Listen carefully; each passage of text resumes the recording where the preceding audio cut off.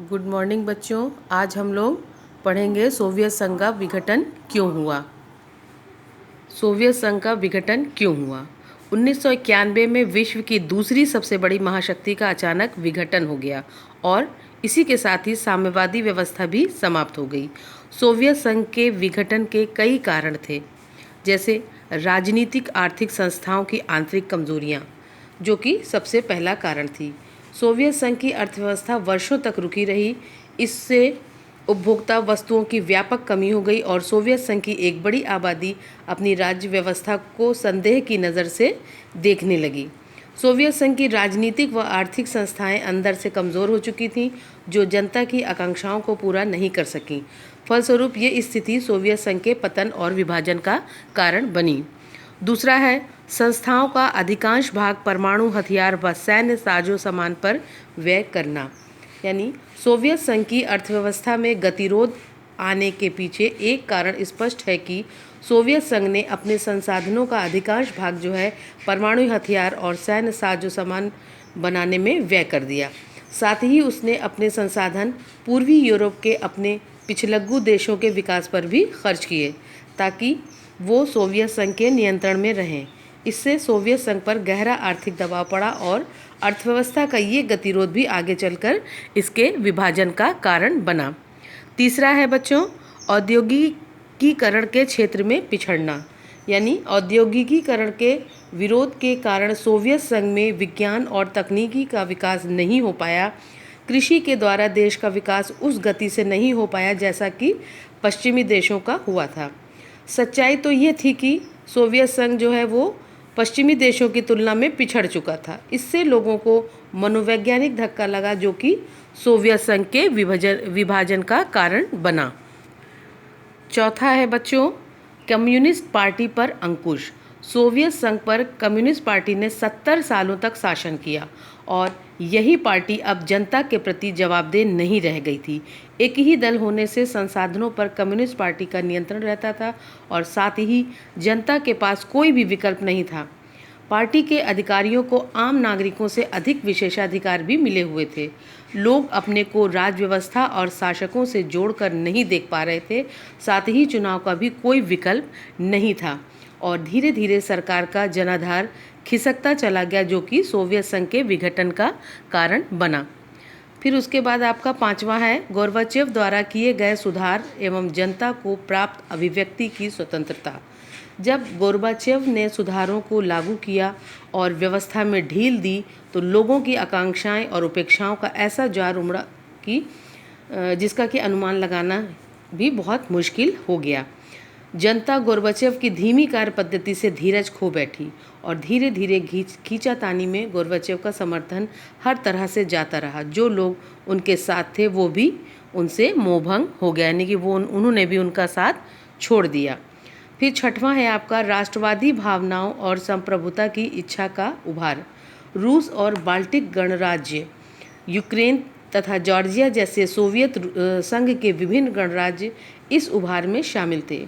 राष्ट्रीयता और संप्रभुता के भावों का उभार सोवियत संघ के विघटन का अंतिम और सर्वाधिक तत्कालिक कारण भी सिद्ध हुआ। सातवां है बच्चों, सोवियत जनता को पश्चिमी देशों के विकास का ज्ञान। यानी कि पश्चिमी देशों के विकास के बारे में सोवियत संघ के आम नागरिकों की जानकारी बढ़ी। वे अपनी राजनीति व्यवस्था और पश्चिमी देशों की राजनीति व्यवस्था के बीच व्याप्त अंतर को देखने और समझने लगे थे।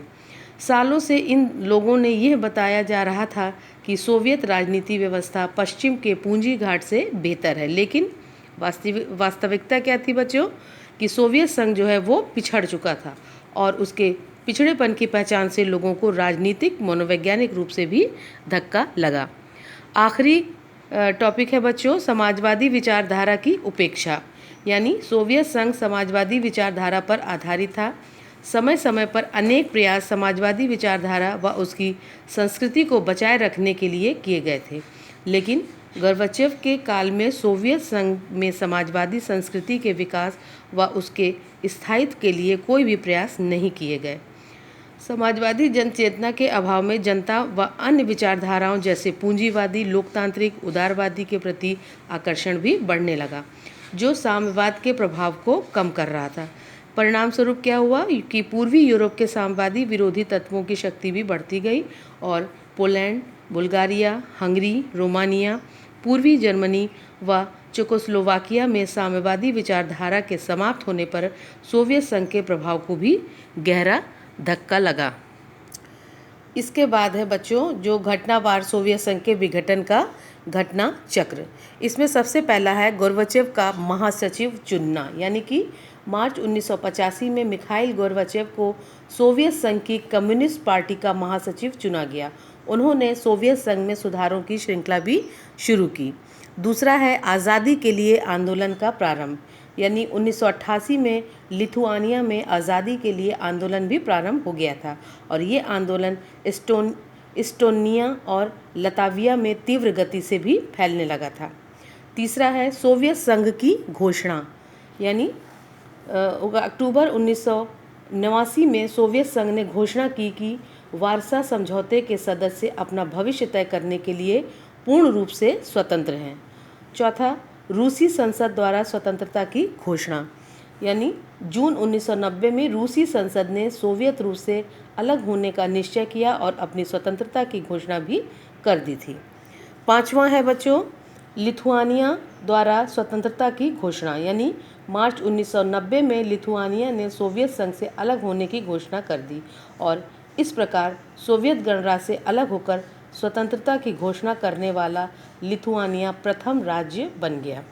येत्सिलिन का कम्युनिस्ट पार्टी से इस्तीफा, यानी कि जो सोवियत संघ में बोरिस येत्सिलिन को रूस की कम्युनिस्ट पार्टी का प्रमुख बनाया गया था, गोर्बाचेव ने उन्हें मॉस्को का मेयर बना दिया। बाद में इन्होंने गोर्बाचेव की आलोचना करना प्रारंभ कर दिया और जून 1991 में कम्युनिस्ट पार्टी से इस्तीफा दे दिया और वो रूस के राष्ट्रपति बने। सातवां है बच्चों गोर्बाचेव के विरुद्ध असफल विद्रोह, यानी कि अगस्त 1991 में कम्युनिस्ट पार्टी के गर्मपंथियों ने सोवियत संघ के राष्ट्रपति मिखाइल गोर्बाचेव के खिलाफ विद्रोह कर दिया, लेकिन गर्मपंथियों का ये प्रयास जो है वो असफल रहा। उसके बाद है बच्चों आठवां है बाल्टिक गणराज्यों का संयुक्त राष्ट्र संघ का सदस्य बनना, यानी सितंबर 1991 में बाल्टिक गणराज्य संयुक्त राष्ट्र संघ के सदस्य बन गए और इन बाल्टिक गणराज्यों में एस्टोनिया, लताविया और लिथुआनिया शामिल थे। नवा है स्वतंत्र राष्ट्रों के राष्ट्रकुल का निर्णय। दिसंबर 1991 में बेलारूस, रूस और यूक्रेन ने 1922 के सोवियत संघ के निर्णय से संबंधित संधि को भी समाप्त करने का निर्णय लिया और स्वतंत्र राष्ट्रों के राष्ट्रकुल का निर्माण किया। इस स्वतंत्र राष्ट्रकुल में Armenia, Azerbaijan, Kazakhstan, Moldova, Kyrgyzstan, Tajikistan, Turkmenistan और उज़्बेकिस्तान भी शामिल हो गए।